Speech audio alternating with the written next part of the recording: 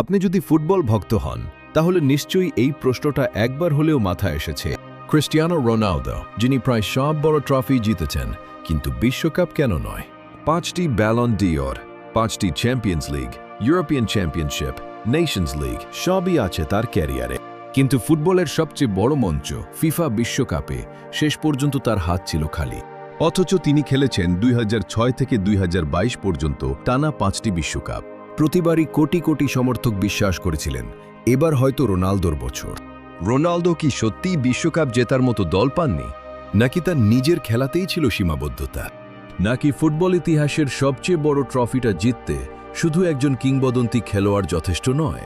আপনার ব্যবসা কি এখনও শুধু ফেসবুক পেজের উপর নির্ভর করছে? আজকের দিনে মানুষ সেই ব্যবসাকেই বেশি বিশ্বাস করে যার একটি প্রফেশনাল ওয়েবসাইট রয়েছে। তাই ওয়ার্শিপ বিডি নিয়ে এসেছে বিশেষ offer. Domain, hosting, mobile friendly design, WhatsApp integration এবং আরও অনেক কিছু সহ আপনার ব্যবসাকে একটি বিশ্বস্ত ব্র্যান্ডে রূপান্তর করুন। আর এখনই হোয়াটসঅ্যাপে যোগাযোগ করুন অথবা ডিসক্রিপশনের লিঙ্কে ক্লিক করুন।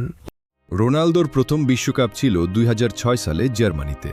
তখন তার বয়স মাত্র 21 বছর। সেই আসরে পর্তুগাল সেমিফাইনাল পর্যন্ত পৌঁছে যায়, কিন্তু শেষ চারে শক্তিশালী ফ্রান্সের কাছে হেরে যায়। 4 বছর পর আসে 2010 সালের দক্ষিণ আফ্রিকা বিশ্বকাপ। গ্রুপ পর্ব পেরিয়ে তারা রাউন্ড অফ 16তে স্পেনের মুখোমুখি হয়। পরে সেই স্পেনই বিশ্বকাপ জেতে। 2014 সালের ব্রাজিল বিশ্বকাপ ছিল আরও হতাশাজনক। টুর্নামেন্ট শুরুর আগেই রোনালদো হাঁটুর চোটে ভুগছিলেন। পর্তুগাল গ্রুপ পর্ব থেকেই বিদায় নেয়। 2018 সালের রাশিয়া বিশ্বকাপ শুরু হয়েছিল যেন রোনালদো স্বপ্নের মতো।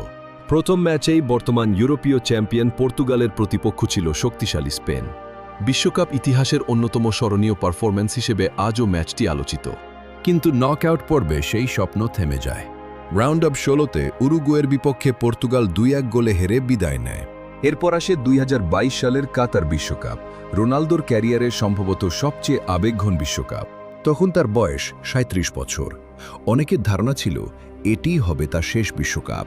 গ্রুপ পর্বে তিনি ইতিহাস গড়েন। টানা 5টি ভিন্ন বিশ্বকাপে গোল করা প্রথম পুরুষ ফুটবলার হন তিনি। কিন্তু টুর্নামেন্ট যত এগোতে থাকে ততই বদলাতে শুরু করে পর্তুগালের পরিকল্পনা। শেষ পর্যন্ত কোয়ার্টার ফাইনালে মরক্কোর কাছে 1-0 গোলে হেরে বিশ্বকাপ থেকে বিদায় নেয় পর্তুগাল।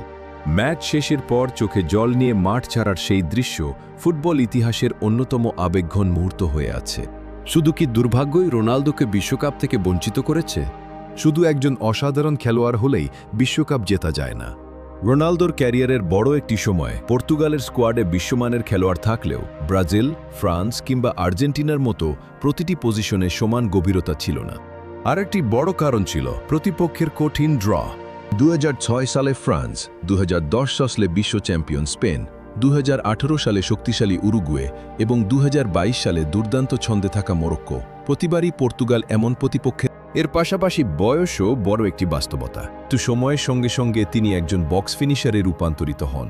আগের মতো একাই পুরো ম্যাচের গতি বদলে দেওয়ার সামর্থ্য ধীরে ধীরে কমে আসে। বিশ্বের অনেক কিংবদন্তি ফুটবলার যেমন ইয়োহান ক্রুইফ, পাওলো মালদিনি কিংবা ফেরেঙ্কো পুস্কাস অসাধারণ ক্যারিয়ার গড়েও কখনো বিশ্বকাপ জিততে পারেননি। কারণ ফুটবল ইতিহাসে খুব কম খেলোয়াড়ই এমন রেকর্ড গড়তে পেরেছেন। তিনি পুরুষ আন্তর্জাতিক ফুটবলের সর্বকালের অন্যতম সর্বোচ্চ গোলদাতা, 5 বারের উয়েফা চ্যাম্পিয়ন্স লিগ চ্যাম্পিয়ন। হয়তো বিশ্বকাপ ট্রফিটাই তার ক্যারিয়ারের একমাত্র অপূর্ণ অধ্যায়। কিন্তু একজন ফুটবলারের মহানত্ব কি শুধু একটি ট্রফি দিয়েই বিচার করা যায়?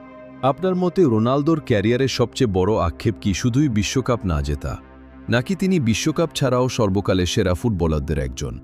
আপনার মতামত কমেন্টে জানাতে ভুলবেন না।